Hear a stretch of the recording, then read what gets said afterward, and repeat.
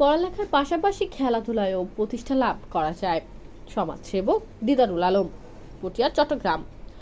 শনিবার জিয়াউল হক মাঝভান্ডারী 37তম বার্ষিক ওরস উপলক্ষে মাঝভান্ডারী গাউসিয়া হক কমিটির পক্ষ থেকে 26 আগস্ট মঙ্গলবার বিকেলে জনতা চেয়ারম্যান দিদারুল জঙ্গলখাই ইউনিয়নে 6 নম্বর ওয়ার্ডে বারেকশা মাজার এলাকায় খেলার মাঠে শিশু ও কিশোরদের মাঝে ফুটবল প্রদান করা হয়।